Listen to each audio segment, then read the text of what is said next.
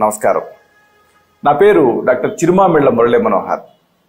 ప్రపంచవ్యాప్తంగా ఉన్న మిమ్మల్ని అందరినీ ఇలాగా ఈ ఛానల్ ద్వారా కలుసుకున్నందుకు చాలా ఆనందంగా ఉంది.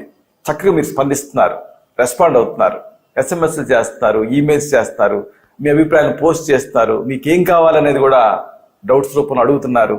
అన్నిటికీ మించి ప్రధానంగా ఈ వీడియోని మీ సర్కిల్స్తో షేర్ చేసుకుంటున్నారు. అంటే ఈ ప్రోగ్రామ్స్లో మీరు చాలా బాగా ఇన్వాల్వ్ అవుతున్నారు. చాలా చాలా సంతోషంగా ఉంది.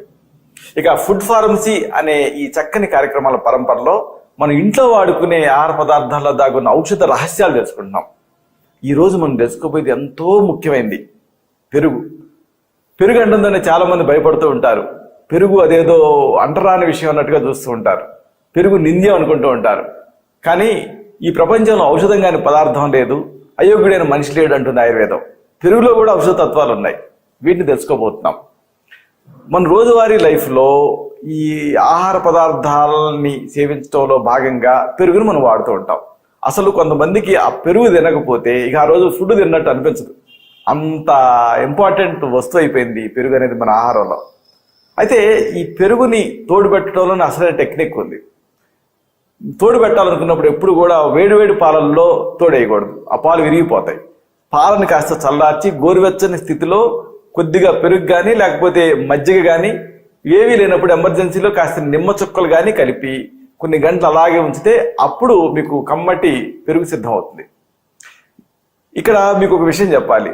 పాలు కాగుతూ ఉంటాయి కదా, కాగేటప్పుడే కొద్దిగా వేసినట్టుగా కాస్త పంచదార వేసి తర్వాత తోడు పెట్టారనుకోండి, ఆ పెరుగు తీయగా ఉంటుంది. ఇదే కొంత టెక్నిక్. హోటల్స్లో అబ్బా భలే తీయగా ఉందే పెరుగు అనుకుంటూ ఉంటారు. కానీ అసలు విషయం ఏంటంటే దాంట్లో కాస్త పాలు మరిగేటప్పుడు కాస్త పంచదార వేస్తారు. అప్పుడు ఆ పెరుగు అలాంటి పెరుగు తీయగా ఉంటుంది. అయితే ఇది సంయోగ విరుద్ధం. ఎందుకంటే పంచదార కఫాన్ని పెంచుతుంది, పెరుగు కఫాన్ని పెంచుతుంది. రెండు కఫం పెరిగిపోవటం వల్ల ఇంకా ఒకవేళ పెరుగు వల్ల ఏమన్నా ఇబ్బందులు ఉంటే, అంటే ముక్కు పట్టేయటం, గొంతు పట్టేయటం ఇలాంటివి ఉంటే ఆ సమస్య ఎక్కువ అవుతుంది. కాబట్టి పంచదార కలపకపోవటమే మంచిది. అయితే తీయగా కావాలనుకున్నప్పుడు పెరుగు మాత్రం ఏదో ఒక రోజు 2 రోజులకి ఇలా కలపవచ్చు. పాల నుంచి ఈ పెరుగు తయారవుతుంది కదా, ఇక్కడ కొంత టెక్నికాలిటీ ఉంది. అసలు పెరుగు ఎందుకు మంచిది అని కనుక మనం విశ్లేషిస్తే దీని వెనక ఒక సంక్లిష్టమైనటువంటి ప్రక్రియ ఉంటుంది. అదేమిటంటే పాల నుంచి పెరుగు తయారవుతుంది కదా. ఇలా తయారయ్యేటటువంటి ఈ ప్రక్రియలో, ఈ సంక్లిష్ట ప్రక్రియలో పాలలో ఉండేటటువంటి లాక్టోజ్ అనే గ్లూకోజ్ సంబంధిత పదార్థం లాక్టిక్ యాసిడ్ కింద మారుతుంది. ఇక్కడ ఇది చాలా క్రూషియల్. అంటే లాక్టోజ్ లాక్టిక్ యాసిడ్ కింద మారుతుంది. ఇక్కడ కొంతమందికి పాలు సరిపడవు, గడబడ అనిపిస్తూ ఉంటుంది, బ్లోటింగ్ ఉంటూ ఉంటుంది. ఎందుకు అంటే పాలల్లో ఉండేటటువంటి ఈ లాక్టోజ్ అనే పదార్థం, అంటే ఇది తీపి పదార్థం. దీన్ని లాక్టోజ్ని మన శరీరంలో ఉండే లాక్టేజ్ అనే ఎంజైము దీన్ని బ్రేక్ డౌన్ చేయాలి. కానీ కొంతమందికి ఆ లాక్టేజ్ ఎంజైమ్ లోపిస్తుంది. అప్పుడు ఈ లాక్టోజ్ సరిపడకపోవడం వల్ల గడబడ, మిల్క్ ఇంటాలరెన్స్ ఇలాంటివన్నీ వస్తాయి. ఇలా కాకుండా ఈ పాలని తోడు పెడతాం కదా, తోడు పెట్టేటప్పుడు ఏమవుతుంది, ఈ లాక్టోజ్ అనేది లాక్టిక్ యాసిడ్ కింద మారుతుంది. లాక్టోజ్ ఉండేటువంటి పాలను తీసుకుంటే ఈ మిల్క్ ఇంటాలరెన్స్ వస్తుంది. అలాంటప్పుడు దానికి ప్రత్యామ్నాయం కింద, అంటే కాల్షియం ఉండాలి, పాల పదార్థాలు వాడాలనుకున్నప్పుడు పాలు కాకుండా పెరుగు వాడుకోవచ్చు. ఎందుకంటే దీంట్లో అప్పుడు లాక్టోజ్ ఉండదు. లాక్టోజ్ ఉండకుండా లాక్టిక్ యాసిడ్ ఉంటుంది. పాలు పెరుగు కింద మారేటువంటి ప్రక్రియలో అప్పుడు ఈ లాక్టిక్ యాసిడ్, ఈ సక్సీనిక్ యాసిడ్ ఇలాంటివి తయారవుతూ ఉంటాయి. ఈ పాలు గడ్డగట్టి పెరుగుగా మారతాయి. అంతేకాదు పాలల్లో ఉండేటువంటి ప్రోటీన్స్ విడగొట్టబడతాయి. అంటే ప్రోటీను, ఇప్పుడు మనకి ఎగ్ ఉందనుకోండి, ఎగ్ని యాసిటీస్గా తీసుకుంటే అది సరిపడదు, ఎలర్జీ వస్తుంది. కానీ కోడిగుడ్డుని మరిగించడం వల్ల ఆ ప్రోటీన్ అంతా గడ్డగడుతుంది. అప్పుడు అది ఈజీగా డైజెస్ట్ అవుతుంది. ఇక్కడ కూడా అంతే, పాలలో ఉండే ప్రోటీన్లు విడగొట్టబడతాయి. విడగొట్టబడటం వల్ల ఈ పెరుగు ద్వారా లభించే ప్రోటీన్లు సులభంగా జీర్ణం అవుతాయి. అంటే పాల ద్వారా లభించే ప్రోటీన్లు కొంచెం కష్టంగా జీర్ణం అవుతాయి. పెరుగు ద్వారా లభించే ప్రోటీన్లు ఈజీగా డైజెస్ట్ అవుతాయి. ఎందుకంటే అవి బ్రేక్ డౌన్ అవుతాయి. అంటే మన జీర్ణాశయంలో జరగాల్సిన ప్రక్రియ బయటనే జరిగిపోయింది. ఇంకా అప్పుడు పొట్ట మీద ఒత్తిడి ఉండదు కదా, హ్యాపీగా డైజెస్ట్ అవుతాయి. అది ఇక్కడ రహస్యం. కాబట్టి ఇలాగా ఈ పెరుగులో ప్రోటీన్లతో పాటు కార్బోహైడ్రేట్స్, అలాగే ఫ్యాట్స్, వైటమిన్లు, ఖనిజ లవణాలు, అన్నిటికీ మించి కాల్షియం, ఇలాంటివన్నీ కూడా దీంట్లో ఉంటాయి. అలాగే ఈ కాల్షియం అబ్జార్ప్షన్కి తోడ్పడే ఫాస్ఫరస్ కూడా ఉంటుంది. అన్నిటికి మించి కెరోటిన్ ఉంటుంది, ఇనుము ఉంటుంది, వైటమిన్ ఏ ఉంటుంది, సి ఉంటుంది. ఒకటేమిటి, ఒక స్టోర్ హౌస్ పెరుగు. అలాగే మరొక విషయం, మామూలుగా ఈ మధ్య కాలంలో ఎక్కువ మందిని డైలీ ప్రాక్టీస్లో చూస్తున్నాం. ఎవరికి చూసినా వైటమిన్ డి లోపం, అన్నిటికి మించి ఎవరిలో చూసినా కానీ వైటమిన్ బి12 లోపం ఉంటుంది. ఈ వైటమిన్ డి, వైటమిన్ బి12కి ఈ ఇంజెక్షన్స్ వేసుకుంటున్నారు, అలాగే రోజువారీగా మందులు వేసుకుంటూ ఉన్నారు. అయితే ఇక్కడ బి12 ఎవరిలో తగ్గుతుంది అంటే శాకాహారంలో బి12 ఉండదు, మాంసాహారంలో బి12 లోపం ఉండదు. ఎందుకంటే బి12 నేరుగా మాంసం నుంచి లభిస్తుంది. మరి శాకాహారులు ఏం చేయాలి బి12కి అంటే తప్పనిసరిగా మాంసాహారాన్ని అలవాటు చేసుకోవాలా? అలవాటు చేసుకోవాల్సిన అవసరం లేదు. ఏమిటి అంటే దీనికి ప్రత్యామ్నాయం? మీకు బి12 కావాలి, మీరు శాకాహారులు, అప్పుడు ఏమిటి దీనికి మార్గం అంటే ఒకే ఒక మార్గం ఏంటంటే పెరుగు. అంటే మాంసాహారం ద్వారానే లభించే ఈ బి12 పెరుగులో కూడా చాలా పుష్కలంగా ఉంటుంది. ఎందుకు ఉంటుంది అంటే లాక్టోబాసిల్లస్ స్పోర్స్ ఉంటాయి కాబట్టి, అంటే అవి ఒక జంతు సంబంధ పదార్థాలు కాబట్టి. ఇది ఇక్కడ లాజిక్, ఇది ఇక్కడ సీక్రెట్. కాబట్టి మీకు బి12 లోపం ఉంటే, మీరు శాకాహారులు అయితే బి12 న్యాచురల్గా మీకు కావాలనుకుంటే పెరుగు తినండి.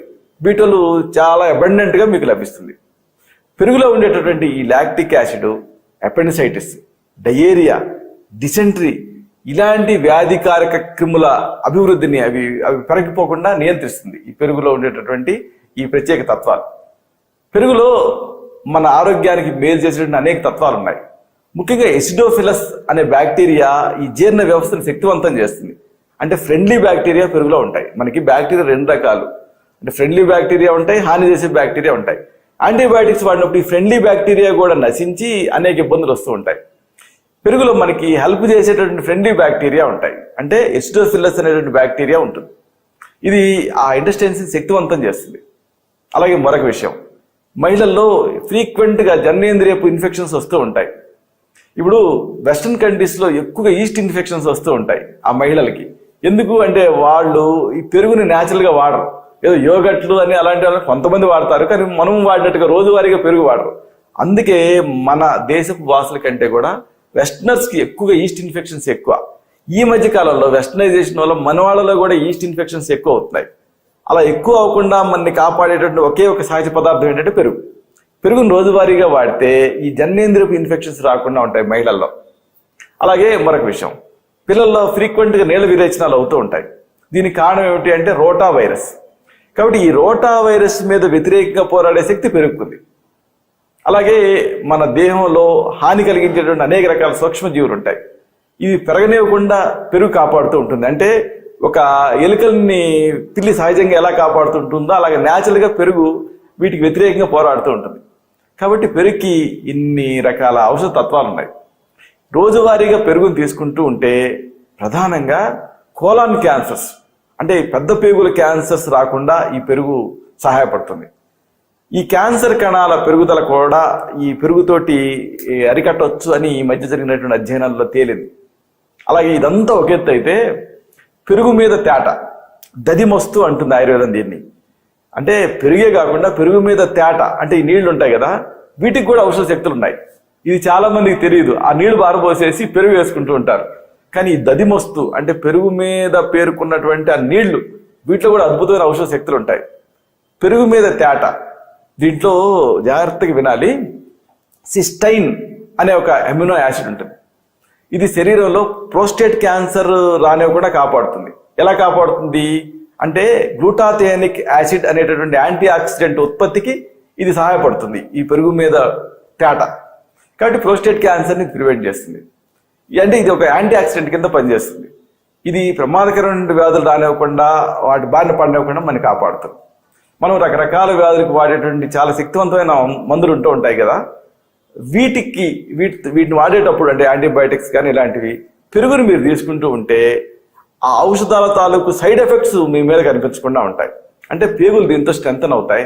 దీంతో చక్కని స్వాస్థ్యాన్ని మీరు కాపాడుకోవచ్చు. సంస్కృతంలో పెరుగుని దధి అంటారు. దీన్ని ఆహారంగా ఉపయోగిస్తూ ఉంటే, తగిన నియమ నిబంధనలన్నీ పాటిస్తూ ఉంటే ఇది మీకు ఒక శ్రీరామ రక్షలాగా పనిచేస్తుంది. అయితే ఇక్కడ ఒక విషయం, మనం తెలుగు వాచకాల్లో చదువుకుంటాం కదా, రాత్రిపూట పెరుగు తినకూడదు అని. ఇది ఆయుర్వేదం కూడా చెప్తుంది. ఎందుకు అంటే ఇది స్రోతస్సును అడ్డగిస్తుంది, అంటే మార్గాలను అడ్డగిస్తుంది. దీంతో కఫం ఇలాంటివి పెరిగిపోతూ ఉంటాయి. రాత్రిపూట పెరుగు తినకూడదు. అలాగే ఆయుర్వేదం ఏం చెబుతుందంటే పెరుగు నెయ్యి కాంబినేషన్ తీసుకోకూడదు. పెరుగు పెసరపప్పు కాంబినేషన్ తీసుకోకూడదు. పెరుగు అలాగే పంచదార ఈ కాంబినేషన్ కూడా తీసుకోకూడదు. పెరుగు తేనె వీటిని కూడా కలిపి తీసుకోకూడదు అని ఆయుర్వేదం చెప్తుంది.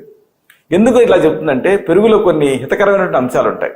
ఈ కాంబినేషన్లో తీసుకునేటప్పుడు ఇవి సద్వినియోగం అవ్వవు. పైగా వీటి సమ్మేళనం అనేది విరుద్ధ ఆహారం కింద మారుతుంది, అనేక రకాల రుగ్మతలకు దారితీస్తుంది. కాబట్టి ఇలా ఈ కాంబినేషన్ తీసుకోవద్దు అని ఆయుర్వేదం చెబుతుంది. అలాగే రాత్రిపూట కూడా తీసుకోవద్దు అని చెబుతుంది. ఎందుకంటే రాత్రిపూట కఫం పెరుగుతుంది, పెరుగు కూడా కఫాన్ని పెంచుతుంది. కాబట్టి కఫ ప్రకృతి ఉండేవాళ్ళు, అలాగే ఉబ్బసం, ఇంకా బ్రాంకైటిస్ ఇలాంటి సమస్యలు ఒకవేళ మీకుంటే, కఫ సంబంధ సమస్యలు ఉంటే అప్పుడు మీరు పెరుగు తీసుకోకూడదు. అలాగే డయాబెటీస్ అంటే మధుమేహం ఉంటే కూడా పెరుగు తీసుకోకూడదు, మజ్జిగ తీసుకోవచ్చు కావాలనుకుంటే. అలాగే ఒబేసిటీ ఒకవేళ ఉంటే, అధిక బరువు మీరు ఉంటే అప్పుడు కూడా పెరుగు తీసుకోకూడదు. అలాగే ఈ అధిక బరువు వల్ల వచ్చేటువంటి కీళ్ళ నొప్పులు మిమ్మల్ని ఇబ్బంది పెడుతూ ఉంటే పెరుగు తీసుకుంటే కీళ్ళ నొప్పులు పెరుగుతాయి. కాబట్టి కీళ్ళ నొప్పులు ఉన్నప్పుడు అప్పుడు ఈ పెరుగు తీసుకోకూడదు. అలాగే వాపులు ఉన్నప్పుడు కూడా పెరుగు అపథ్యం, తీసుకోకూడదని ఆయుర్వేదం చెప్తుంది. కాబట్టి ఇది దృష్టిలో ఉంచుకోవాలి.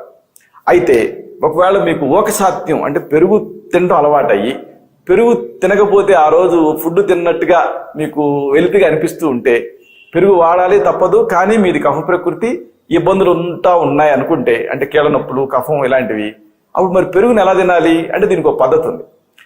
పెరుగుని మీరు తినాలనుకుంటే పెరుగుకి కొద్దిగా నీళ్లు కలపండి. అలాగే సైంధవ లవణం, రాక్ సాల్ట్ దీన్ని కూడా కలపండి.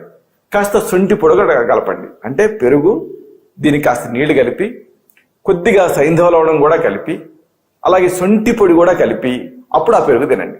అప్పుడు దోషరహితంగా మారుతుంది, ఎలాంటి ఇబ్బందులు ఉండవు. ఇక ఈ పెరుగును మనమే కాదు, మన కర్ణాటక, తమిళనాడు ఇలాంటి ప్రాంతాలలో బాగా వాడుతూ ఉంటారు. అనేక రకాల సమస్యలని, దీర్ఘకాలపు వ్యాధులను తగ్గించుకుంటూ ఉంటారు. జ్వరాలు ఇలాంటి వాటిలలో ఒక ప్రత్యేకమైన ఔషధాన్ని వాళ్ళు తయారు చేస్తారు. దాంట్లో పంచలవణాలు అంటే 5 రకాల ఉప్పులు, శొంఠి పొడి, పల్చటి పెరుగు, వీటిని నానబెట్టి సూర్యరశ్మిలో ఎండబెట్టి తయారు చేసుకొని తింటూ ఉంటారు. ఇక జీర్ణాశయ సంబంధ సమస్యలు, దీంట్లో కూడా పెరుగుతో ఒక ఔషధం తయారు చేసుకుంటారు. అంటే అల్లం, పెరుగు ప్రధాన అనుఘటకాలుగా వాడుతూ ఉంటారు. ఇలాగా పెరుగుని అనేక రకాలుగా ఔషధం కింద వాడచ్చు. అయితే ఇప్పుడు మనం అన్ని కూడా పెరుగుకి సంబంధించిన ప్రాథమిక సమాచారం తెలుసుకున్నాము. ఇక రేపటి ప్రోగ్రాంలో అంటే ఇదే కార్యక్రమాల పరంపరలో మనం కలుసుకున్నప్పుడు అసలు పెరుగుని ఔషధం కింద ఎలా వాడచ్చు, అంటే పెరుగుని ఉపయోగించి ఎలాంటి సమస్యలను తగ్గించుకోవచ్చు, ఎలాంటి ఔషధ ఉపయోగాలు ఉన్నాయి, ఈ మొత్తం సమాచారాన్ని మళ్ళీ మనం కలుసుకున్నప్పుడు వివరంగా తెలుసుకుందాం. శతం జీవ శరదో వర్ధమానః, శతం హేమంతాన్ శతం వసంతాన్, 100 శరత్తులు, 100 హేమంతాలు, 100 వసంతాలు వర్ధిల్లుతూ జీవించండి. శుభం.